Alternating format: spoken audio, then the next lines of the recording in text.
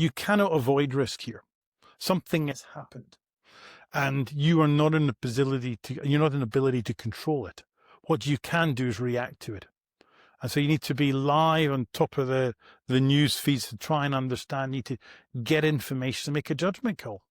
But ultimately, you can decide whether you think you should be dealing with dealing with countries or businesses which have got some sort of sanctioned, embargoed, or tariff risk or not.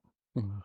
And many people want to buy and sell goods from the EU, and yet there are tariffs applied. People have made a value judgment or an ethical judgment to say that's acceptable, but people are also making that judgment whether they want to deal with South Africa, Venezuela, Russia, Iran. It's a personal choice.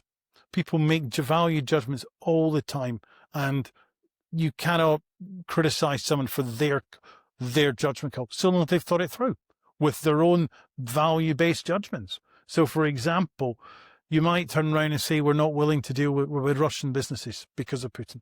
Likewise, you could turn around and say, actually, we are willing to deal with them, but it's on different terms. It's on the terms that I think justify dealing with Russian business. Now, you have to bear in mind that the legislators as well have put their own value judgments on and put it in law. So you can't flout them. You're going to have to accept there is increased cost if you do choose to deal with them. But likewise, you might be forced to, because if you don't do that, you don't deal with them, you're picking up the consequences of not dealing with those people. So